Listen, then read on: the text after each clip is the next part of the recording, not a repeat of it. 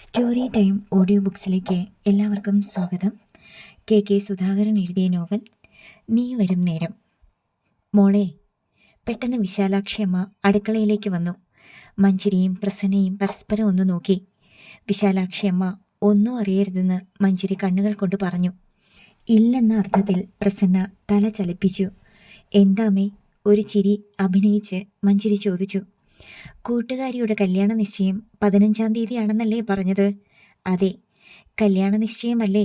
മോളും ജെയിനും മാത്രം പോയാൽ പോരെ എന്ന് അച്ഛൻ ചോദിക്കുന്നു. നമ്മളെല്ലാവരും കൂടെ പോകേണ്ട കാര്യമില്ലല്ലോ? ഇല്ലെന്നാണ് എൻ്റെ അഭിപ്രായം. എന്തായാലും ചേട്ടൻ വന്ന് ചോദിച്ചിട്ട് തീരുമാനിക്കാം, മഞ്ജരി പറഞ്ഞു. ഈ പയ്യനെ മോൾ അറിയുമോ? വിശാലാക്ഷി അമ്മ ചോദിച്ചു. അറിയും. എൻ്റെ അമ്മ പഠിപ്പിക്കുന്ന ഹയർ സെക്കൻഡറി സ്കൂളിലെ പ്രിൻസിപ്പാളിൻ്റെ മോനല്ലേ? സുഭദ്ര ടീച്ചറിൻ്റെ വീട്ടിൽ ട്യൂഷന് ഞാനും ദീപ്തിയും പോയിട്ടുണ്ട്, അവൾ പറഞ്ഞു. എന്തായാലും 2 കൂട്ടുകാരികൾക്കും നാട്ടിൽ നിന്ന് തന്നെ കല്യാണം കിട്ടിയല്ലോ. എന്താ ജൈനയും കൊണ്ട് മോൾ ആ കുട്ടിയുടെ വീട്ടിലൊന്ന് പോകാഞ്ഞത്? കൂട്ടുകാരിയല്ലേ? പോണമെന്നുണ്ടമ്മേ. പോണം മോളെ. തന്നെയുമല്ല, അവരുടെ കല്യാണം കഴിയുമ്പോൾ 2 പേരെയും ഇങ്ങോട്ട് വിളിച്ച് വിരുന്നും കൊടുക്കണം. വീട്ടിൽ ആരെങ്കിലുമൊക്കെ വരുന്നതും അവർക്ക് വെച്ചു വിളമ്പി കൊടുക്കുന്നതുമൊക്കെ എനിക്കിഷ്ടമാണ്, വിശാലാക്ഷി അമ്മ പറഞ്ഞു. കഷ്ടം, ഈ മാതള നാരകത്തിലാണല്ലോ കാഞ്ഞിരപ്പഴം വിരിഞ്ഞത്. മഞ്ജരിക്ക് സങ്കടം തോന്നി. ജയൻ എവിടെ പോയതാ മോളെ? അറിയില്ലമ്മേ. മോളോടൊന്നും പറഞ്ഞില്ലേ അവൻ? ഇല്ല. ചുമ്മാതാണോ അച്ഛൻ വഴക്ക് പറയുന്നേ? മുമ്പും ഇങ്ങനായിരുന്നു. എവിടെ പോയാലും എന്നോട് പറയത്തില്ല. വരുന്നതും നോക്കിയിരിക്കും ഞാൻ. അതുപോലാണോ ഇപ്പം? ഭർത്താവ് എവിടെ പോയാലും ഭാര്യ അറിയണം, പറഞ്ഞിട്ടേ പോകാവൂ. മഞ്ജരി ഒന്നും മിണ്ടിയില്ല. പ്രസന്നയെ തനിച്ച് കിട്ടാനായിരുന്നു അവൾക്ക് തിടുക്കം.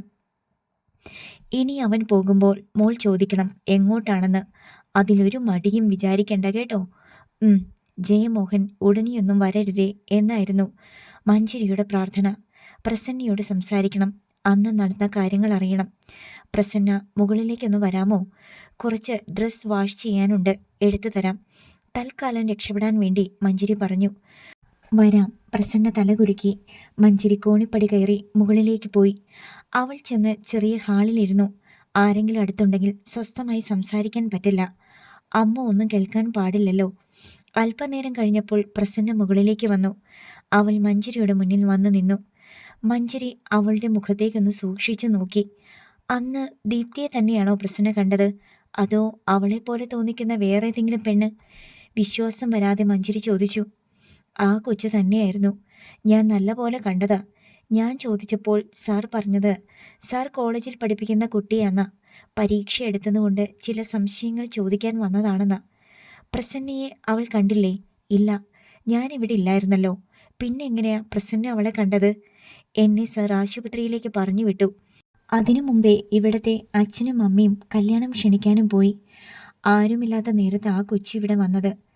ദീപ്തിയെ ജയമോഹൻ സർ വിളിച്ചു വരുത്തിയതോ അതോ അവൾ സ്വമേധയാ വന്നതോ? വിളിച്ചു വരുത്തിയതാവണം. വീട്ടിലാരുമില്ലെന്ന് അവൾക്കറിയില്ലല്ലോ. ഹോസ്പിറ്റലിൽ പോയ പ്രസന്ന എങ്ങനെയാ അവളെ കണ്ടത്? മഞ്ജരി സംശയം ചോദിച്ചു. സാർ വിചാരിച്ചതിലും നേരത്തെ ഞാൻ ഇങ്ങു വന്നു. കഥ കടച്ചേക്കുമായിരുന്നു. ബെല്ലടിച്ചപ്പോൾ സാറാ വന്ന് തുറന്നു തന്നത്. ഞാൻ അടുക്കളയിലേക്ക് പോയി. അന്നേരമാ ആ കൊച്ചിറങ്ങിപ്പോയേ. ആരോ മുകളിലുണ്ടെന്ന് എനിക്ക് മനസ്സിലായായിരുന്നു. ഞാൻ വന്നപ്പോൾ ചെരുപ്പ് വെളിയിൽ കിടപ്പുണ്ട്. ഒളിഞ്ഞു നിന്ന ആ കൊച്ചു പോകുന്നത് ഞാൻ കണ്ടത്. എന്തിനാ പ്രസന്നയെ സാർ ഹോസ്പിറ്റലിലേക്ക് പറഞ്ഞു വിട്ടത്? പെട്ടെന്ന് പ്രസന്നയുടെ മുഖം കുനിഞ്ഞു. ഗർഭമില്ലാതാക്കാൻ തനിച്ചു പറഞ്ഞു വിട്ടോ? വിശ്വാസം വരാതെ മഞ്ജരി ചോദിച്ചു. സാറിൻ്റെ കൂട്ടുകാരനാ കൃഷ്ണ ഹോസ്പിറ്റലിലെ സന്തോഷ് ജോൺ ഡോക്ടർ. നേരത്തെ എല്ലാം പറഞ്ഞു വെച്ചിട്ടുണ്ടായിരുന്നു.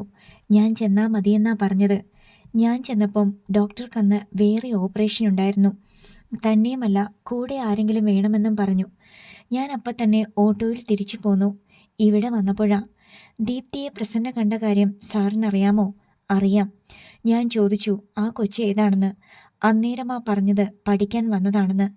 കിടപ്പുമുറിയിൽ കൊണ്ടുപോയാണോ പഠിപ്പിക്കുന്നതെന്ന് ഞാൻ ചോദിച്ചു. അതിഷ്ടപ്പെട്ടില്ല. എൻ്റെ ചെള്ളയ്ക്കടിച്ചു അന്നേരം. അറിയാതെ മഞ്ജരിയുടെ പല്ലുകൾ ഞെരിഞ്ഞു. എന്തൊരു വൃത്തികെട്ട മനുഷ്യൻ!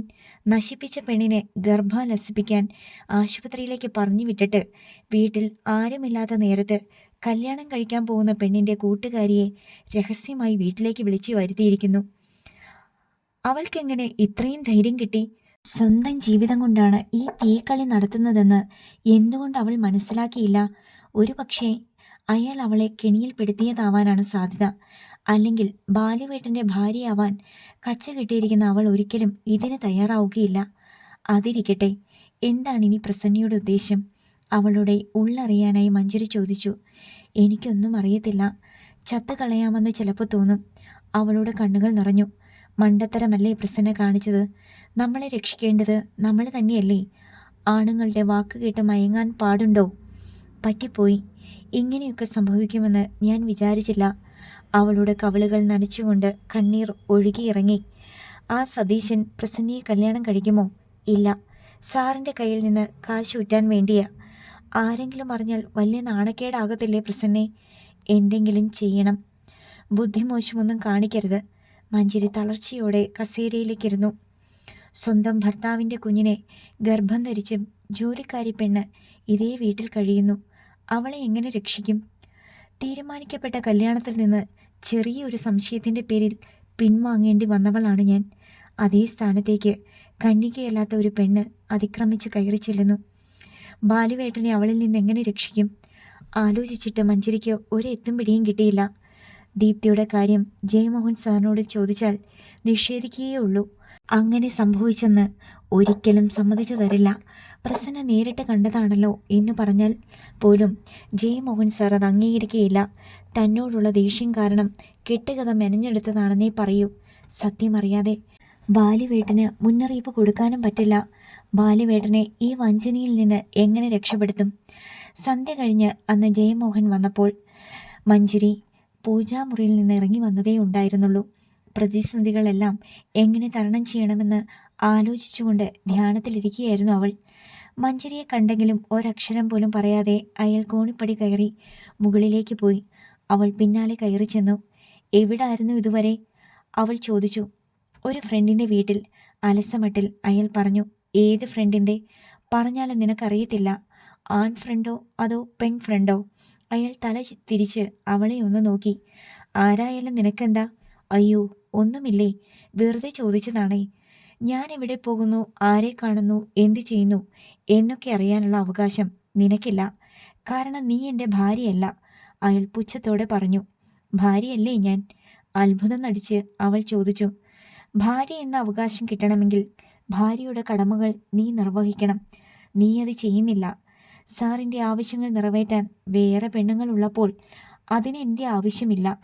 അതിന് ഞാൻ തയ്യാറാവുകയുമില്ല, അവൾ പറഞ്ഞു. അയാൾ അവളെ ദഹിപ്പിക്കുന്ന ഒരു നോട്ടം നോക്കി. ഇന്നിവിടെ പ്രിയ ശിഷ്യ വന്നിരുന്നു, അവൾ പറഞ്ഞു. ആര്? അയാൾ അറിയാത്ത മട്ട് നടിച്ചു. സാറിനൊരു സർപ്രൈസ് ആയിക്കോട്ടെ എന്ന് വിചാരിച്ചായിരിക്കും അവൾ അറിയിക്കാതെ വന്നത്. അതോ അവളിവിടെ വരുമ്പോൾ സാറിവിടെ വേണ്ടെന്ന് വെച്ച് മാറി നിന്നതാണോ? ആരുടെ കാര്യമാ നീ പറയുന്നത്? അയാൾ വീണ്ടും അജ്ഞത നടിച്ചു. ദീപ്തി ഇന്ന് അവളുടെ എൻഗേജ്മെൻറ്റിന് ക്ഷണിക്കാൻ വന്നു. സാറിനെ കാണാൻ സാധിക്കാഞ്ഞതിൽ വളരെ വിഷമിച്ചാണ് പോയത്. ജയമോഹൻ ഒന്നും മിണ്ടിയില്ല. അവൾ മുമ്പിടെ വന്നിട്ടുണ്ടോ? ഇല്ല. ആര് പറഞ്ഞു? അയാൾ പെട്ടെന്ന് ചോദിച്ചു. ആരും പറഞ്ഞില്ല. പക്ഷെ അവളുടെ പെരുമാറ്റം കണ്ടപ്പോൾ എനിക്ക് തോന്നി വീട് നല്ല പരിചയമുള്ളതുപോലെ. വന്നു കാണും. ഞാൻ കണ്ടിട്ടില്ല. ഉദാസീന മട്ടിൽ അയാൾ പറഞ്ഞു. എങ്കിലും ജയമോഹൻ്റെ മുഖത്ത് നേരിയ പരിഭ്രമം നിഴലിച്ചത് മഞ്ജരി കാണാതിരുന്നില്ല. അതിരിക്കട്ടെ, പ്രസന്നയുടെ കാര്യത്തിൽ എന്ത് തീരുമാനിച്ചു? അവൾ ചോദിച്ചു. അവളുടെ കല്യാണം നടത്തിക്കൊടുക്കും, നിസ്സാര മട്ടിൽ അയാൾ പറഞ്ഞു. ആർക്ക്? ആ സതീശൻ. അയാൾ സമ്മതിച്ചോ? സമ്മതിക്കും. എത്ര ലക്ഷത്തിന്? അയാൾ അതിന് മറുപടി പറഞ്ഞില്ല. എനിക്കൊരഭിപ്രായമുണ്ട്, അവൾ പറഞ്ഞു. അവൾ ഇവിടെ തന്നെ കഴിയട്ടെ, പ്രസവിക്കട്ടെ. പ്രിയപുത്രന് ഒരു കുഞ്ഞുണ്ടായി കാണാനുള്ള അമ്മയുടെയും അച്ഛൻ്റെയും ആഗ്രഹം സാധിക്കണമെങ്കിൽ അതുമാത്രമേ ഉള്ളൂ മാർഗം. എന്തു പറഞ്ഞടി നീ? അവളെ അടിക്കാനായി കൈ ഉയർത്തിക്കൊണ്ട് ജയമോഹൻ പാഞ്ഞു ചെന്നു. തൊട്ടുപോകരുതെന്നെ, ഉരുക്കിൻ്റെ മൂർച്ചയുള്ള സ്വരത്തിൽ അവൾ അജഞ്ചലയായി പറഞ്ഞു. അവളുടെ കണ്ണുകളിൽ നിന്ന് ക്രോധത്തിൻ്റെ തീപ്പൊരികൾ പാറിയത് കണ്ട് അയാൾ പെട്ടെന്ന് നിന്നു. വിളിച്ചാൽ വാലാട്ടി വരുന്ന പെൺപട്ടികളെ മാത്രമേ നിങ്ങൾ കണ്ടിട്ടുള്ളൂ. മഞ്ജരി വേറെ പെണ്ണാണ്. അത് ഇതുവരെ മനസ്സിലാക്കിയില്ലെങ്കിൽ അധികം വൈകാതെ മനസ്സിലാകും. അവൾ കാറെത്തുപ്പിയത് മുഖത്തേക്ക് തന്നെ വീണതുപോലെ ജയമോഹൻ സ്തബ്ധനായി നിന്നു. മഞ്ജരി താഴേക്കിറങ്ങിപ്പോയി. രാവിലെ അമ്പലത്തിൽ നിന്ന് ദീപ്തിയും വിജയകുമാരിയും തൊഴുതിട്ട് പുറത്തേക്കിറങ്ങിയപ്പോഴാണ് കിഴക്കേ നടയിലെ ആൽമരച്ചുവട്ടിലേക്ക് ഒരു കാർ വന്നു നിന്നത്. ബാലഭാസ്കറിൻ്റെ കാറായിരുന്നു അത്. കാറിൽ നിന്ന് സുഭദ്ര ടീച്ചറും പിന്നാലെ ബാലഭാസ്കറും ഇറങ്ങി. അല്ല, ഇതാരെ, ദീപ്തിമോളോ? അമ്മയുമുണ്ടല്ലോ. സുഭദ്ര ടീച്ചർ വന്ന് ആഹ്ലാദത്തോടെ അവളുടെ കൈ പിടിച്ചു. മോൾ പറഞ്ഞു അമ്പലത്തിലൊന്ന് പോണമെന്ന്. എന്നാൽ ഞാനും വരാമെന്ന് വിചാരിച്ചു. ദൈവാധീനം വേണ്ടുന്ന കാര്യങ്ങളല്ലയോ ഇനി നടക്കാൻ പോകുന്നത്, വിജയകുമാരി പറഞ്ഞു. ദീപ്തി ഇടം കണ്ണിട്ട് സുഭദ്ര ടീച്ചറിൻ്റെ പിന്നിൽ നിന്ന ബാലഭാസ്കറെ ഒന്ന് നോക്കി. അവൾ പ്രതീക്ഷിച്ച സന്തോഷം അയാളുടെ മുഖത്ത് അവൾ കണ്ടില്ല. ഇന്നിത്തിരി ലേറ്റായിപ്പോയി വിജയെ, നടന്നു വരാൻ സമയമില്ല. 9 മുമ്പ് സ്കൂളിലെത്തണ്ടേ? ബാലുവിനോട് ചോദിച്ചപ്പോൾ അവൻ കൊണ്ടുവരാമെന്ന് പറഞ്ഞു. സുഭദ്ര ടീച്ചർ മകനെ ഒന്ന് നോക്കി ചിരിച്ചു. ക്ഷണമൊക്കെ കഴിഞ്ഞോ സുഭദ്രേ? വിജയകുമാരി ചോദിച്ചു. മിക്കവാറും എല്ലാവരെയും വിളിച്ചു കഴിഞ്ഞു. ഇനി 4-5 പേരെ കൂടി കാണണം. 2 ആഴ്ച സമയമുണ്ടല്ലോ, സുഭദ്ര ടീച്ചർ പറഞ്ഞു. എന്താ മോളെ നിനക്കൊരു നാണം പോലെ? ഇന്നലെ വരെ ബാലുവേട്ട ബാലുവേട്ട എന്ന് വിളിച്ചുകൊണ്ട് പുറകീന്ന് നടന്ന പെണ്ണ. ഇപ്പം കണ്ടില്ലേ, അവളുടെ മുഖം ഉയരുന്നില്ല. ദീപ്തിയെ നോക്കി വിജയകുമാരി വാത്സല്യത്തോടെ പറഞ്ഞു. അതിൽ നമ്മൾ 2 പേരും കൂടെ ഉള്ളതുകൊണ്ടാ വിജയെ. ശരി, ചെല്ലട്ടെ, സമയം പോകുന്നു. ശരി, തൊഴുതിട്ട് വാ, ഞങ്ങളും ചെല്ലട്ടെ. യാത്ര പറഞ്ഞ് സുഭദ്രയും ബാലഭാസ്കറും അമ്പലത്തിലേക്ക് കയറിപ്പോയി. ബാലുവേട്ടൻ്റെ മുഖത്ത് ഒരു സന്തോഷവുമില്ലല്ലോ അമ്മേ. കാറിലേക്ക് കയറുമ്പോൾ ദീപ്തി സങ്കടപ്പെട്ടു. അത് നിനക്ക് തോന്നുന്നതാ മോളെ, അവനൊരു കുഴപ്പവുമില്ല. മാന്യരായ ചെറുപ്പക്കാർ ആവശ്യമില്ലാതെ സംസാരിക്കത്തില്ല, വിജയകുമാരി അവളെ സമാധാനിപ്പിച്ചു. എനിക്കതല്ലമ്മേ പേടി, കാർ മുന്നോട്ടെടുത്തുകൊണ്ട് അവൾ പറഞ്ഞു. അതെന്തവാ? ഇപ്പോഴും ബാലുവേട്ടൻ്റെ മനസ്സിൽ അവളാ. മറന്നു കാണത്തില്ല, എന്നോട് ദേഷ്യമായിരിക്കും. നിന്നോട് ദേഷ്യപ്പെടാൻ നീ എന്തു ചെയ്തു മോളെ? അവളെ മറന്നു കാണത്തില്ലായിരിക്കും, അത് നേരാ. പക്ഷേ നീ ചെന്ന് കഴിയുമ്പം മറക്കും. അതോർത്ത് നീ വിഷമിക്കണ്ട. ദീപ്തിയൊന്ന് നെടുവീർപ്പിട്ടു. അമ്മ പറഞ്ഞത് നേരാണ്, അങ്ങ് ചെല്ലട്ടെ. കയ്യിൽ കിട്ടിയാൽ അവളെ മനസ്സിൽ നിന്ന് തുടച്ചു നീക്കാനുള്ള വഴികൾ അറിയാം. പുരുഷന് എന്താണ് ആവശ്യമുള്ളതെന്ന് ഇപ്പോൾ മനസ്സിലാക്കിയിട്ടുണ്ട്. അതോർത്ത് അവളൊന്ന് ഊറിച്ചിരിച്ചു. മൊബൈൽ എടുക്കാതെയാണ് അവൾ അമ്പലത്തിലേക്ക് പോയത്. വീട്ടിൽ ചെന്നപ്പോൾ ജയമോഹൻ്റെ ഒരു മിസ്ഡ് കോൾ വന്ന് കിടപ്പുണ്ടായിരുന്നു. എന്താ സാർ വിളിച്ചത്? അവൾ ഉടൻ തന്നെ അയാളെ വിളിച്ചു ചോദിച്ചു. നീ എവിടെയായിരുന്നു? ജയമോഹൻ തിരക്കി. അമ്പലത്തിൽ പോയേക്കുമായിരുന്നു. തിരിച്ചു വന്നപ്പോഴാ സാർ വിളിച്ചത് കണ്ടത്. ഇന്നലെ നീ കല്യാണ നിശ്ചയം ക്ഷണിക്കാൻ വീട്ടിൽ വന്നിട്ടുണ്ടായിരുന്നു അല്ലേ? മഞ്ജരി പറഞ്ഞില്ലേ? സൺഡേ ആയതുകൊണ്ട് സാർ വീട്ടിൽ കാണുമെന്ന് വിചാരിച്ചു. നീ മുമ്പ് വീട്ടിൽ വന്നിട്ടുണ്ടെന്ന് അവളോട് പറഞ്ഞോ? അയ്യോ ഇല്ല. പറയാൻ പറ്റുന്ന കാര്യമാണോ അത്? അവൾ ഭയത്തോടെ ചോദിച്ചു. നീ വന്നപ്പോൾ ഞങ്ങളുടെ സെർവൻറ്റിനെ കണ്ടോ? ഇല്ല സാർ, കിച്ചണിൽ സംസാരം കേട്ടു. ആ കേമിയെ ഒന്ന് കാണണമെന്നുണ്ടായിരുന്നു എനിക്ക്. എന്തായി അവളുടെ പ്രശ്നം? ദീപ്തി ചോദിച്ചു. ഒന്നും തീരുമാനിച്ചിട്ടില്ല. ആ ഓട്ടോക്കാരൻ്റെ തലയിൽ കെട്ടിവെക്കാനേ പറ്റൂ.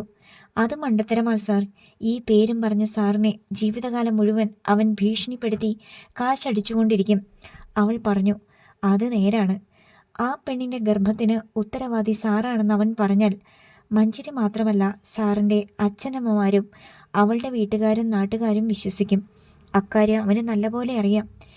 ജയമോഹൻ മിണ്ടിയില്ല. അതുകൊണ്ട് ഏതെങ്കിലും ഹോസ്പിറ്റലിൽ കൊണ്ടുപോയി അതില്ലാതാക്കുന്നതാ ബുദ്ധി. അതിനവൾ അടുക്കുന്നില്ല ദീപ്തി. അവൻ്റെ പക്ഷം ചേർന്ന് അവൾ എനിക്കെതിരെ കളിക്കുവാണോ എന്നൊരു സംശയമുണ്ട്, അയാൾ പറഞ്ഞു. അതുതന്നെയാണ് സാറേ അവളുടെ ഉദ്ദേശം. അവർക്ക് 2 പേർക്കും ജീവിക്കാൻ ആവശ്യമുള്ള പണം സാർ കൊടുക്കത്തില്ല. എന്നാൽ പിന്നെ ഭീഷണിപ്പെടുത്തി തട്ടിയെടുക്കാനുള്ള ശ്രമമാണ്. എന്തായാലും ഞാൻ പെട്ടുപോയി എന്ന് പറഞ്ഞാൽ മതിയല്ലോ. ജയമോഹൻ്റെ സ്വരത്തിലെ നിരാശ അവളുടെ മനസ്സിനെ സ്പർശിച്ചു. അബോഷന് അവൾ സമ്മതിക്കാൻ ഒരു മാർഗമുണ്ട് സാർ. പക്ഷേ അതിത്തിരി കടന്ന കൈയാണ്, അവൾ പറഞ്ഞു. എന്താണ്?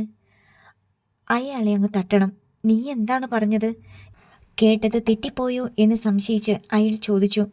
കൊന്നുകളയണം സാർ, അതേയുള്ളൂ ശാശ്വത പരിഹാരം. പിന്നെ അവനെ കൊണ്ടുള്ള ശല്യം ഉണ്ടാകത്തില്ല. തന്തയില്ലാത്ത കൊച്ചിനെ പ്രസവിക്കാൻ അവൾ തയ്യാറാകത്തുമില്ല. ദീപ്തി പറഞ്ഞത് മനസ്സിന് ദഹിക്കാൻ ജയമോഹൻ അല്പസമയം വേണ്ടി വന്നു. അതൊന്നും അത്ര എളുപ്പമല്ല ദീപ്തി. ഞാൻ പിന്നെ കൊലക്കുറ്റത്തിന് ജയിലിൽ കിടക്കേണ്ടി വരും. അവൻ ഓട്ടോ ഓടിക്കുമല്ലേ? വല്ല ആക്സിഡൻറ്റും ഉണ്ടായി ചാകാൻ സാർ ദൈവത്തോട് പ്രാർത്ഥിക്കുക. അല്ലാതെ പിന്നെ എന്ത് ചെയ്യാനാ? ശരി, ഞാൻ പിന്നെ വിളിക്കാം. കോളേജിലേക്ക് പോകാൻ സമയമായി. ജയമോഹൻ കോൾ കട്ട് ചെയ്തു. കല്യാണം പ്രമാണിച്ചെടുത്ത ഒരാഴ്ചത്തെ ലീവ് തീർന്നു. ഇന്ന് തിങ്കൾ. വേണമെങ്കിൽ ഒരാഴ്ച കൂടി ലീവ് എടുക്കാം. പക്ഷെ എന്തിന്? അയാൾ ലീവ് നീട്ടുന്നില്ലെന്നറിഞ്ഞപ്പോൾ മഞ്ജരിക്ക് സമാധാനമായി. പകൽ നേരത്തെങ്കിലും സ്വസ്ഥമായിട്ടിരിക്കാമല്ലോ. 9 മണിയായപ്പോൾ അയാൾ കാറെടുത്ത് കോളേജിലേക്ക് പോയി. അയാൾ ചെന്നപ്പോൾ സ്റ്റാഫ് റൂമിൽ ദിവ്യ ടീച്ചറും അർച്ചന ടീച്ചറും സുഭാഷ് ചന്ദ്രനും ഭീമ കുര്യനും ഉണ്ടായിരുന്നു. ഒരാഴ്ച കൊണ്ട് മധുവിധ തീർന്നു സർ. ചിരിച്ചുകൊണ്ട് അർച്ചന ടീച്ചർ ചോദിച്ചു. ജയമോഹൻ ചിരിച്ചതല്ലാതെ മറുപടിയൊന്നും പറഞ്ഞില്ല. ലീവെടുത്താലും ഇല്ലെങ്കിലും മധുവിധു അനിശ്ചിതമായി നീളുമല്ലേ സർ, സുഭാഷ് ചന്ദ്രൻ പറഞ്ഞു. അത് കേട്ട് എല്ലാവരും ചിരിച്ചു. ജയമോഹൻ്റെ രണ്ടാമത്തെ പീരീഡ് ഫൈനൽ BSc ക്ലാസ്സിനായിരുന്നു. പഠിപ്പിച്ചു തുടങ്ങി അല്പനേരം കഴിഞ്ഞപ്പോൾ വാതിലിന് വെളിയിൽ സതീശൻ പ്രത്യക്ഷപ്പെട്ടു. വെള്ളമുണ്ടും കാക്കി ഷർട്ടുമായിരുന്നു വേഷം. പഠിപ്പിക്കുകയായിരുന്നതിനാൽ അയാളെ ജയമോഹൻ കണ്ടില്ല. പക്ഷേ കുട്ടികളിൽ ചിലർ കണ്ടു. സാറിനെ കാണാൻ വന്നതാണെന്ന് അയാൾ അവരോട് ആംഗ്യഭാഷയിൽ പറയുകയും ചെയ്തു. സാറിനെ കാണാൻ ഒരാൾ വന്നിരിക്കുന്നു, ഒരു കുട്ടി എഴുന്നേറ്റ് നിന്ന് പറഞ്ഞു. എല്ലാവരും വാതിലിനടുത്തേക്ക് നോക്കി. അപ്പോഴാണ് സതീശനെ ജയമോഹൻ കണ്ടത്. പെട്ടെന്ന് അയാളുടെ മുഖം വിളറി. എക്സ്ക്യൂസ് മീ പറഞ്ഞിട്ട് ജയമോഹൻ വെളിയിലേക്ക് ഇറങ്ങിച്ചെന്നു. സതീശൻ അയാളെ കണ്ട് പുഞ്ചിരിച്ചു. സാറിനെ ഞാൻ കുറേ തവണ വിളിച്ചു, ഫോൺ എടുക്കാത്തത് കൊണ്ടാണ് ഇങ്ങോട്ട് വന്നത്. നിനക്കിപ്പോൾ എന്തു വേണം? കോപം അടക്കാൻ ശ്രമിച്ച് ജയമോഹൻ ചോദിച്ചു.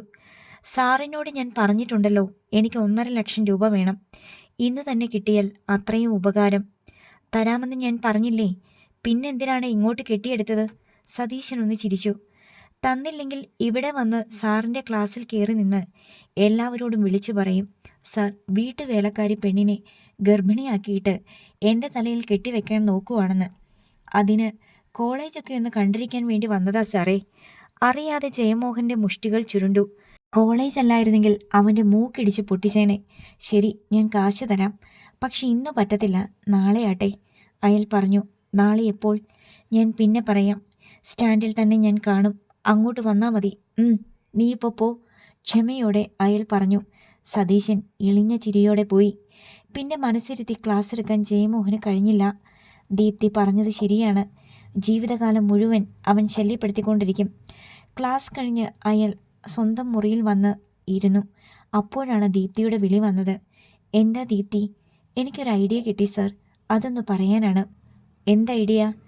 കോളേജിലെ ലാബിൽ നമ്മൾ മീഥൈൽ ആൽക്കഹോൾ ഉപയോഗിക്കാറുണ്ടല്ലോ, അത് കുടിച്ചാൽ എന്താണ് സംഭവിക്കുകയെന്നറിയാമല്ലോ. വിഷചാരായമല്ലേ, മരിക്കും, അയാൾ പറഞ്ഞു.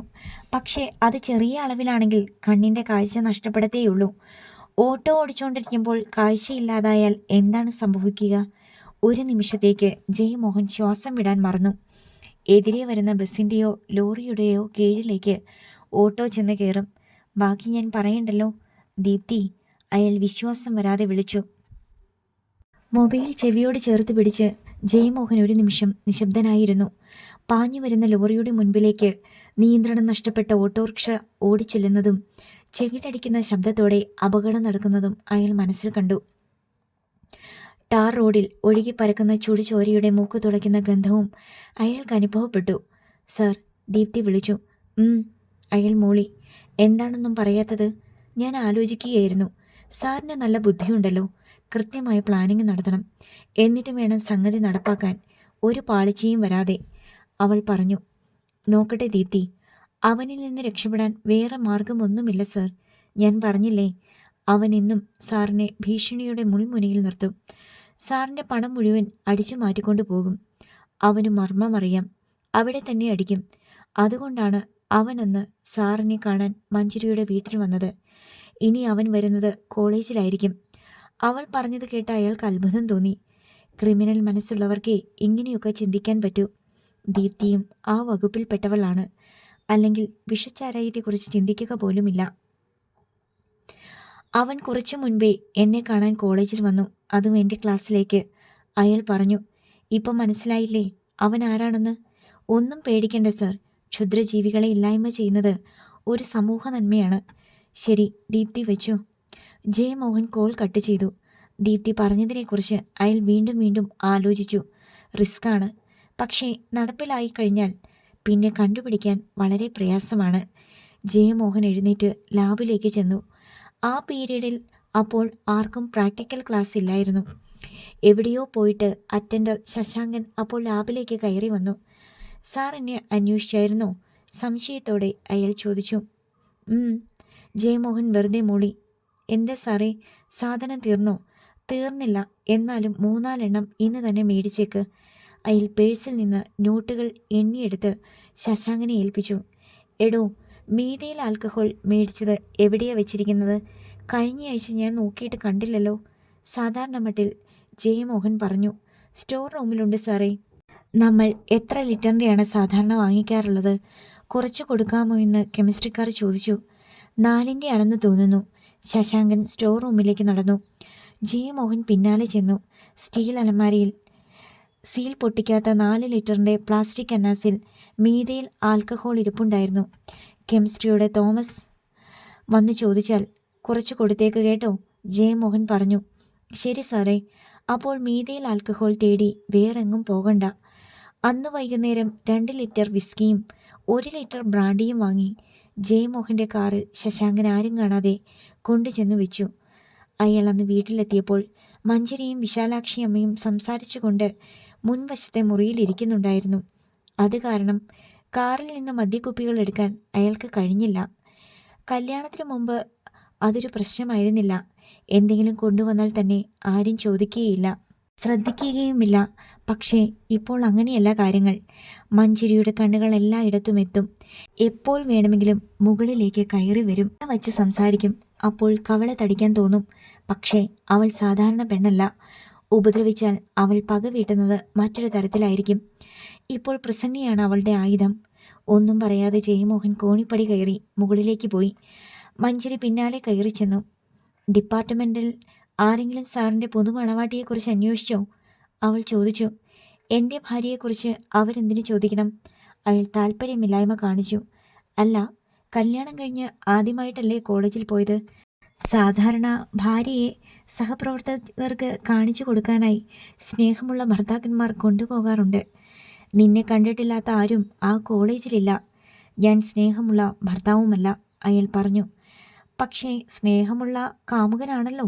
അതും ഒരുപാട് പെണ്ണുങ്ങളുടെ സ്നേഹസമ്മാനം അടിവയറ്റിൽ തന്നെ കൊടുക്കുകയും ചെയ്യും. അയാൾ രൂക്ഷഭാവത്തിൽ അവളെ ഒന്ന് നോക്കി. അക്കാര്യത്തിൽ എൻ്റെ ഭർത്താവിന് എവിടെ ചെന്നാലും 1-ാം സ്ഥാനം കിട്ടുകയും ചെയ്യും. ഒന്നിറങ്ങിപ്പോകാമോ പ്ലീസ്, അയാൾ അസഹ്യതയോടെ പറഞ്ഞു. കുറച്ചു മുമ്പേ ആ സതീശൻ വന്നിരുന്നു സാറിനെ കാണാൻ. അയാൾ ഒന്ന് ഞെട്ടി. ഇന്ന് വൈകുന്നേരം കാണാമെന്ന് പറഞ്ഞിരുന്നോ അയാളോട്? ഇല്ല, അമ്മയൊന്നും അറിയിച്ചില്ല ഞാൻ. ഭർത്താവിൻ്റെ മാനം രക്ഷിക്കേണ്ടത് ഭാര്യയുടെ കടമയാണല്ലോ. ജയമോഹൻ ഒന്നും മിണ്ടിയില്ല. മറ്റുള്ളവരെ നാണം കെടുത്താതെ എത്രയും വേഗം ആ ഇടപാട് തീർക്കുന്നതാ എല്ലാവർക്കും നല്ലത്. അയാളുടെ മുഖത്തേക്കൊന്ന് നോക്കിയിട്ട് അവൾ താഴേക്ക് ഇറങ്ങിപ്പോയി. സന്ധ്യ കഴിഞ്ഞ നേരത്താണ് അയാൾ ആരും കാണാതെ മദ്യക്കുപ്പികൾ കാറിൽ നിന്നെടുത്ത് മുകളിൽ കൊണ്ടുപോയി ബെഡ്റൂമിലെ അലമാരയ്ക്കുള്ളിൽ ഒളിപ്പിച്ചത്. ബ്രാൻഡി നാളെ ആവശ്യമുണ്ട്. രാത്രിയിൽ ജയമോഹൻ പതിവിലേറെ മദ്യപിച്ചു. അത് മനസ്സിലാക്കിയ മഞ്ജരി അന്ന് താഴത്തെ കിടപ്പുമുറിയിലാണ് ഉറങ്ങിയത്. പിറ്റേന്ന് രാവിലെ അയാൾ കോളേജിലേക്ക് പോയപ്പോൾ ബ്രീഫ് കേസിൽ പാതി നിറഞ്ഞ ബ്രാൻഡി കുപ്പിയും 1 ഗ്ലാസ് മിനറൽ വാട്ടറിൻ്റെ ബോട്ടിലും ഉണ്ടായിരുന്നു. ടൗണിലെ ഓട്ടോ സ്റ്റാൻഡ് വഴിയാണ് അന്ന് അയാൾ കോളേജിലേക്ക് പോയത്. സതീശനെ കണ്ടാൽ നേരിട്ട് സംസാരിക്കണം. മൊബൈലിൽ സംസാരിക്കുന്നത് ബുദ്ധിയല്ല. തൻ്റെ നമ്പർ അവൻ്റെ മൊബൈലിലെ കോൾ ലിസ്റ്റിൽ കിടക്കുന്നത് അപകടമാണ്. ഓട്ടോ സ്റ്റാൻഡിൽ ഭാഗ്യത്തിന് സതീശനുണ്ടായിരുന്നു. ജയമോഹൻ കാർ അല്പം മാറി ഒതുക്കി നിർത്തി. അയാളെ കണ്ട് സതീശൻ അടുത്തേക്ക് ചെന്നു. കാറിൻ്റെ വിൻഡോ ഗ്ലാസ് താഴ്ത്തി അയാൾ അവനെ നോക്കി. നീ ഇന്നലെ വീട്ടിൽ ചെന്നായിരുന്നോ? അയാൾ അവനോട് ചോദിച്ചു. ചെന്നായിരുന്നു സാറേ. സാറിൻ്റെ ഭാര്യ പറഞ്ഞു സാർ കോളേജിൽ നിന്ന് വന്നിട്ടില്ലെന്ന്. പൈസയ്ക്ക് അത്യാവശ്യമുണ്ട് സാറേ. ഇന്ന് തന്നെ കിട്ടണം. അത് പറയാനാ ഞാൻ. ഇന്നുച്ചയ്ക്ക് നീ വന്ന് എന്നെ ഒന്ന് കാണ്. കോളേജിലേക്ക് വരണ്ട. ഞാൻ വേറൊരു സ്ഥലത്തേക്ക് പോവുകയാണ്. 1:30 മനയ്ക്കപ്പാടത്ത് വന്നാൽ മതി. ഞാൻ അവിടെ വെയിറ്റ് ചെയ്യാം. വിശാലമായ ഒരു വയലാണ് മനയ്ക്കപ്പാടം. അതിൻ്റെ നടുവിലൂടെ ഉണ്ടാക്കിയ പുതിയ റോഡിലൂടെയാണ് ടൗണിലേക്കുള്ള വാഹനങ്ങൾ വരുന്നത്. സകല സമയത്തും അതുവഴി വാഹനങ്ങൾ ചീറിപ്പാഞ്ഞുകൊണ്ടിരിക്കും. റോഡിൻ്റെ സൈഡിൽ വണ്ടികൾ പാർക്ക് ചെയ്യാൻ ഇഷ്ടം പോലെ സ്ഥലമുണ്ട്. വരാം സാറേ. ഉച്ചയ്ക്ക് പൈസ തരുമോ? സതീശൻ പ്രതീക്ഷയോടെ ചോദിച്ചു. 1,50,000 രൂപ ഒരാൾ കൊണ്ടുവന്ന് തരാമെന്ന് പറഞ്ഞിട്ടുണ്ട്. അത് കിട്ടിയാൽ ഇന്ന് തന്നെ നിനക്ക് തരാം. വാക്കുമാറല്ലേ സാറേ? ഇല്ലടോ, ഉച്ചയ്ക്ക് കാണാം. കൂടുതലൊന്നും പറയാതെ ജയമോഹൻ വണ്ടി ഓടിച്ച് കോളേജിലേക്ക് പോയി. പതിവിലും നേരത്തെ ആയിരുന്നതുകൊണ്ട് ഡിപ്പാർട്ട്മെൻറ്റിൽ പലരും അപ്പോൾ വന്നിരുന്നില്ല. ബ്രീഫ് കേസ് സ്വന്തം മുറിയിൽ വെച്ചിട്ട് അയാൾ മൂർച്ചയുള്ള ഒരു കത്തിയും ഒഴിഞ്ഞ കുപ്പിയുമായി സ്റ്റോർ റൂമിലേക്ക് ചെന്നു. ശശാങ്കൻ ഡിപ്പാർട്ട്മെൻറ്റിലെത്തിയിരുന്നില്ല. കത്തി ഉപയോഗിച്ച് മീതയിൽ ആൽക്കഹോൾ സൂക്ഷിച്ചിരുന്ന കന്നാസിൻ്റെ സീൽ പൊട്ടിച്ച് 1/2 ലിറ്ററോളം ചാരായം അയാൾ ഒഴിഞ്ഞ കുപ്പിയിലേക്ക് പകർന്നെടുത്തു. ഭദ്രമായി വീണ്ടും കന്നാസ് അടച്ചിട്ട് അയാൾ റൂമിലേക്ക് മടങ്ങി. ബ്രീഫ് കേസിൽ നിന്ന് ബ്രാൻഡി കുപ്പിയെടുത്ത് അയാൾ അത് തുറന്ന് വിഷച്ചാരായം അതിലേക്കൊഴിച്ചു. എന്നിട്ട് ബ്രാൻഡി കുപ്പി നന്നായി കുലുക്കി മിശ്രിതം ലയിപ്പിച്ചു. ഉച്ചയ്ക്ക് 1 മണിയായപ്പോൾ ഊണ് കഴിക്കാനെന്ന വ്യാജേന ജയമോഹൻ ഒരു പ്ലാസ്റ്റിക് കിറ്റിൽ ബ്രാൻഡി കുപ്പിയും ഗ്ലാസും മിനറൽ വാട്ടറും എടുത്ത് കാറിൽ കോളേജിൽ നിന്ന് പുറപ്പെട്ടു. 15 മിനിറ്റ് എടുത്തു മനയ്ക്കപ്പാടത്ത് ചെല്ലാൻ. റോഡ് വക്കിലേക്ക് കാർ പാർക്ക് ചെയ്തിട്ട് അയാൾ ക്ഷമയോടെ കാത്തിരുന്നു. ബസ്സും ലോറിയും കാറും ബൈക്കുമൊക്കെ റോഡിലൂടെ ഇടതടവില്ലാതെ പോയിക്കൊണ്ടിരുന്നു. അല്പനേരം കഴിഞ്ഞപ്പോൾ സതീശൻ്റെ ഓട്ടോ വന്ന് കാറിൻ്റെ അടുത്ത് നിർത്തി. അവൻ ഓട്ടോയിൽ നിന്നിറങ്ങിയപ്പോൾ ജയമോഹൻ കാറിൻ്റെ ഫ്രണ്ട് ഡോർ തുറന്നു കൊടുത്തു. സീറ്റിൽ ബ്രാൻഡി കുപ്പിയും ഗ്ലാസും മിനറൽ വാട്ടറും ഉണ്ടായിരുന്നു. കേറി വാടോ, ജയമോഹൻ അവനെ ക്ഷണിച്ചു. സീറ്റിലിരുന്ന ബ്രാൻഡി കുപ്പി കണ്ട് സതീശനൊന്ന് ചിരിച്ചു. സാറ് കഴിക്കുമോ? അവൻ ചോദിച്ചു. ചിലപ്പോഴൊക്കെ. അവനിരിക്കാനായി അയാൾ കുപ്പിയും ഗ്ലാസും എടുത്തു മാറ്റി. പൈസ കിട്ടിയോ സാറേ? അവൻ ആകാംക്ഷയോടെ ചോദിച്ചു. ഇല്ലടോ, അവൻ കാശുമായി അവിടുന്ന് പുറപ്പെട്ടിട്ടുണ്ട്. ഇവിടെ വരുമ്പം 3 മണിയാകും. അതുവരെ വെയിറ്റ് ചെയ്യാമോ? അത് പറ്റില്ല സാറേ, ഞാൻ പോയി വല്ലതും കഴിച്ചിട്ട് വരാം. 2:30-ക്ക് എനിക്കൊരു ഓട്ടവുമുണ്ട്. അത് കഴിഞ്ഞ് ഞാൻ വീട്ടിലേക്ക് വന്നാൽ മതിയോ? അവൻ ചോദിച്ചു. എന്നാൽ അതാ നല്ലത്, താൻ പോയിക്കോ. ചോദിക്കാൻ മറന്നു, സതീശൻ കുടിക്കുമോ? അവനൊന്ന് ചിരിച്ചു. എന്നും ഓട്ടം കഴിഞ്ഞ് വീട്ടിൽ പോകുമ്പോൾ 2 എണ്ണം വിടും സാറേ. പിന്നെ സാറെണ്ണം ഒഴിച്ചു തന്നാൽ ഞാൻ വേണ്ടെന്ന് പറയത്തില്ല. ജയമോഹൻ ഗ്ലാസ്സിലേക്ക് കുറച്ച് ബ്രാൻഡി പകർന്നു. അതിലേക്ക് മിനറൽ വാട്ടർ ഒഴിച്ച് അവന് നീട്ടി. സതീശൻ ഒറ്റ വീർപ്പിൽ അത് കുടിച്ചു തീർത്തു. താൻ സ്റ്റാൻഡിൽ കാണുമെങ്കിൽ ഞാൻ അങ്ങോട്ട് വരാം, ജയമോഹൻ പറഞ്ഞു. വേണ്ട സാറേ, ആരെങ്കിലും കാണും രൂപ തരുന്നത്. അത് വേണ്ട, ഞാൻ വീട്ടിലേക്ക് വരാം. സതീശൻ കാറിൽ നിന്നിറങ്ങി ഓട്ടോയിൽ കയറിയത് ഓടിച്ചുപോയി. ഓട്ടോ മെയിൻ റോഡിലേക്ക് കയറി. മറ്റു വാഹനങ്ങൾക്കിടയിലേക്ക് ലയിച്ചു ചേരുന്നത് നോക്കി ഉയർന്ന നെഞ്ചിടിപ്പോടെ ജയമോഹൻ കാറിൽ തന്നെ ഇരുന്നു. ഊണ് കഴിഞ്ഞ് വിശാലാക്ഷിയമ്മ ഉച്ചമയക്കത്തിന് കിടന്നു.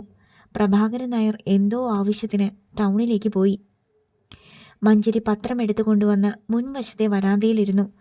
തലക്കെട്ടുകൾ ഓടിച്ചു നോക്കിയതല്ലാതെ അവൾക്ക് വേറൊന്നും വായിക്കാൻ കഴിഞ്ഞില്ല. മനസ്സിൽ സ്വസ്ഥതയില്ലെങ്കിൽ എന്തിലെങ്കിലും ശ്രദ്ധ കേന്ദ്രീകരിക്കാൻ പറ്റുമോ? പ്രസന്ന അപ്പോൾ അവളുടെ അടുത്തേക്ക് വന്നു നിന്നു. അവൾക്ക് എന്തോ പറയാനുണ്ടെന്ന് മഞ്ചരിക്ക് തോന്നി. എന്താ പ്രസന്നെ? ഞാനൊരു കാര്യം പറയാൻ വന്നതാ. പറയൂ.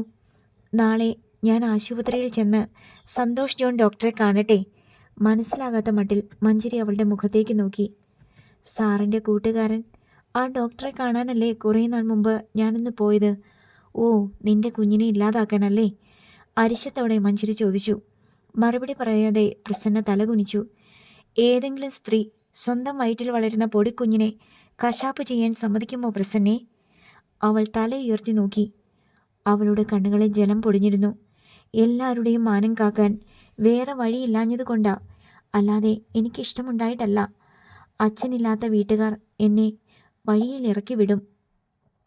നാട്ടുകാർ പുച്ഛിക്കും.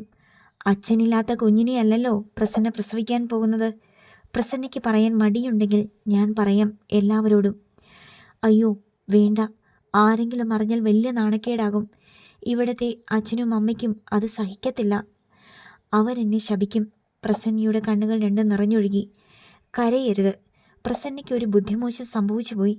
പ്രസന്നയ്ക്ക് മാത്രമല്ല, ലോകത്ത് ഒരുപാട് സ്ത്രീകൾക്ക് ഇത്തരം ബുദ്ധിമോശം സംഭവിച്ചിട്ടുണ്ട്. എന്തായാലും ജയേട്ടൻ വരട്ടെ, സംസാരിച്ചിട്ട് ഒരു തീരുമാനമുണ്ടാക്കാം. പക്ഷേ കുഞ്ഞിനെ ഇല്ലാതാക്കാൻ ഒരു കാരണവശാലും ഞാൻ കൂട്ടു നിൽക്കത്തില്ല. അപ്പോഴാണ് ലാൻഡ് ഫോൺ ബെല്ലടിച്ചത്. തന്നെ മൊബൈലിൽ വിളിച്ചിട്ട് കിട്ടാഞ്ഞിട്ട് വലിയമ്മ ലാൻഡ് ഫോണിൽ വിളിച്ചതാണോ? മഞ്ചരി വേഗം ചെന്ന് റിസീവർ എടുത്തു. ഹലോ, ഇത് പ്രഭാകരൻ നായർ സാറിൻ്റെ വീടല്ലേ? ഒരു പുരുഷസ്വരം ചോദിച്ചു. അതെ, ഞാൻ പ്രസന്നയുടെ ബന്ധു രാമകൃഷ്ണനാ. അവളെ ഒരു കാര്യം അറിയിക്കാൻ വിളിച്ചതാ. ഞാൻ പ്രസന്നയ്ക്ക് ഫോൺ കൊടുക്കാം? വേണ്ട, വിവരം പറഞ്ഞാൽ മതി. കുറച്ചു മുമ്പേ അവളുടെ അമ്മാവൻ്റെ മോൻ സതീശൻ ടൗണിൽ വെച്ച് ഒരു ആക്സിഡൻറ്റിൽ മരിച്ചു. മഞ്ജരി ഞെട്ടിപ്പോയി. ഓട്ടോ ഓടിക്കുന്ന? അവൾ ചോദിച്ചു. അതെ, ഒരു പ്രൈവറ്റ് ബസ്സിൽ ചെന്ന് ഓട്ടോ ഇടിക്കുമായിരുന്നു. ഓട്ടോ തകർന്നു പോയി ആ സ്പോട്ടിൽ വെച്ച് തന്നെ. ഞാൻ പ്രസന്നയോട് പറഞ്ഞേക്കാം. മഞ്ജരി റിസീവർ വെച്ചിട്ട് തിരിഞ്ഞു നോക്കിയപ്പോൾ പിന്നിൽ പ്രസന്ന നിൽക്കുന്നുണ്ടായിരുന്നു. ആരാ വിളിച്ചേ? അവൾ ചോദിച്ചു. രാമകൃഷ്ണൻ എന്ന് പറയുന്ന ആൾ. എന്തിനാ വിളിച്ചേ? സതീശന് ടൗണിൽ വെച്ച് ഒരു ആക്സിഡൻ്റ് ഉണ്ടായെന്ന്. സീരിയസ് ആണെന്ന്. അയ്യോ, ഏത് ആശുപത്രിയിലാണ്? ഞാനൊന്ന് പൊയ്ക്കോട്ടെ? അവൾ ഞെട്ടലോടെ ചോദിച്ചു. ഏത് ഹോസ്പിറ്റലാണെന്ന് പറഞ്ഞില്ല. എവിടാണേലും പ്രസന്ന പോകണ്ട, വീട്ടിലേക്ക് കൊണ്ടുവരും. അപ്പോഴാണ് പ്രസന്നയ്ക്ക് കാര്യം മനസ്സിലായത്. അയ്യോ, എൻ്റെ ദൈവമേ! അവൾ കരഞ്ഞുകൊണ്ട് അടുക്കളയിലേക്ക് ഓടിപ്പോയി. മഞ്ജരി തളർച്ചയോടെ സെറ്റിയിലേക്കിരുന്നു. അവൾ ക്ലോക്കിലേക്ക് നോക്കി. മണി 3:10. ജയമോഹൻ സാറിൻ്റെ ക്ലാസ് കഴിഞ്ഞു കാണും. ചിലപ്പോൾ ലാബിലായിരിക്കും. അവൾ മൊബൈലെടുത്ത് അയാളെ വിളിച്ചു. ബെല്ലടിച്ച് നിന്നെങ്കിലും അവൾ വീണ്ടും വിളിച്ചു. ഇത്തവണ അയാളെ കിട്ടി. എന്താ? ആ സതീശൻ്റെ കാര്യം അറിഞ്ഞോ? അവൾ ചോദിച്ചു. ഓട്ടോക്കാരൻ സതീശനോ? അതെ, അയാൾ ആക്സിഡൻറ്റിൽ കുറച്ചു മുമ്പ് മരിച്ചെന്ന്.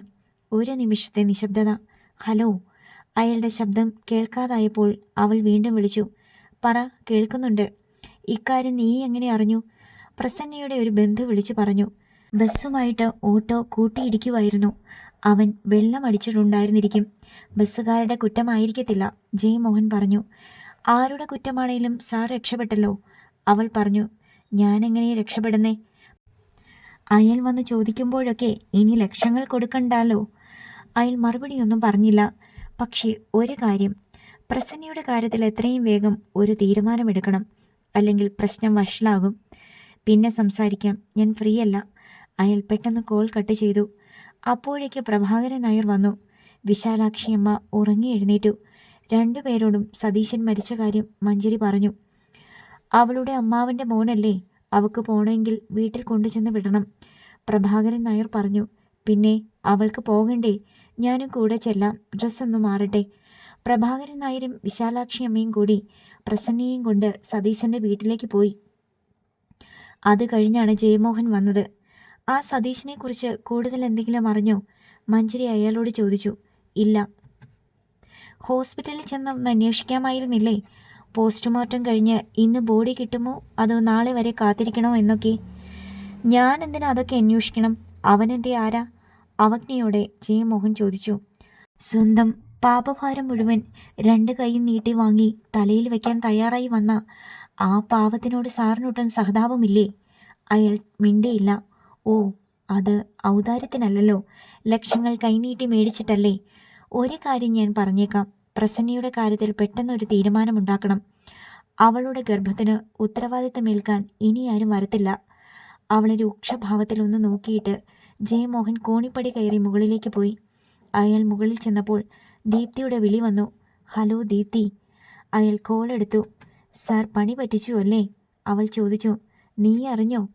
ടി വിയിൽ ഇപ്പോൾ വാർത്തയിൽ കണ്ടതേയുള്ളൂ. എന്നാലും ഇത്രയും വേഗം സാറത് നടപ്പാക്കുമെന്ന് ഞാൻ വിചാരിച്ചതേയില്ല. അധികം നീട്ടിവെക്കാൻ പറ്റാത്തതല്ലേ ഇത്? ശബ്ദം താഴ്ത്തിയാണ് ജയമോഹൻ സംസാരിച്ചത്. മഞ്ജരി കേട്ടുകൊണ്ടു വന്നാൽ? അവൾ പൂച്ചയെപ്പോലെ പതുങ്ങി വന്നുകൊള്ളുന്നുമില്ല. സാറിന് പേടിയുണ്ടോ? എന്തു പേടി? നടന്നതെന്താണെന്ന് ആരും കണ്ടുപിടിക്കാൻ പോകുന്നില്ല. പോസ്റ്റ്മോർട്ടം റിപ്പോർട്ടിൽ അവൻ മദ്യപിച്ചിരുന്നു എന്ന് രേഖപ്പെടുത്തും. അതോടെ തീരും ആ കേസ്. എനിക്കൊരു സമ്മാനം തരണം കല്യാണത്തിന്.